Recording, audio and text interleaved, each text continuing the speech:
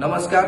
ગુજરાતમાં દિવસે ને દિવસે નશાનું પ્રમાણ વધતું જાય છે, એમાંય ખાસ કરીને જે ડ્રગ્સનું પ્રમાણ અત્યારે ગુજરાતમાં વધી રહ્યું છે અને ઉગતા ગુજરાત બનવા જઈ રહ્યું છે, ત્યારે આજે ગુજરાત એનએસયુઆઈ દ્વારા શહેરના કિસાનપરા ચોક ખાતે અર્ધનગ્ન થઈ અને વિરોધ દર્શાવવામાં આવ્યો છે। અમારું માનવું છે કે હાલ જે લાખો કરોડો રૂપિયાનું ડ્રગ્સ ગુજરાતમાં પકડાય છે, આ ક્યાંથી આવી રહ્યું છે, કોણ મોકલી રહ્યું છે, એને પકડવાના બદલે ખાલી ને ખાલી માત્ર આપણા ગૃહમંત્રી મોટી મોટી વાતો કરે છે। આજે સ્કૂલ, કોલેજ, યુનિવર્સિટીઓમાં ડ્રગ્સનું પ્રમાણ ખૂબ મોટી માત્રામાં વધી રહ્યું છે, આપણા યુવાઓની જિંદગી બરબાદ થઈ રહી છે, ત્યારે આજે એનએસયુઆઈ આમની સામે એક લડાઈ લડે છે અને સરકારને અમે કહેવા માંગીએ છીએ કે જો સરકાર આમાં કોઈ વહેલી તકે નિર્ણય નહીં લે કે વહેલી તકે કોઈ પગલાં નહીં લે તો આવનારા દિવસોમાં સમગ્ર ગુજરાતમાં એનએસયુઆઈ ઉગ્રથી ઉગ્ર આંદોલન કરશે।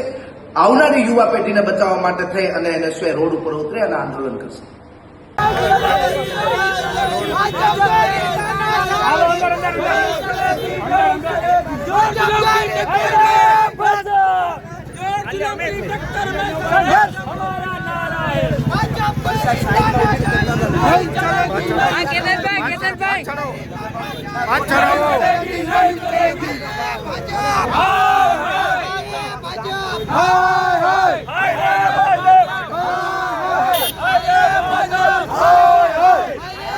ગુજરાત જાણે ઉડતા ગુજરાત બની રહ્યું હોય।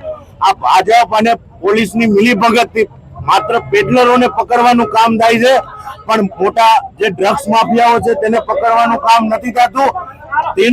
તેના હિસાબે છેલ્લે આ ગુજરાત નશા તરફ વળી રહ્યું છે, આવનારી પેઢી બરબાદ થઈ રહી છે। ભાજપને જરા પણ એની ચિંતા નથી અને આવનારી પેઢીને બરબાદ ભાજપ કરી રહી છે।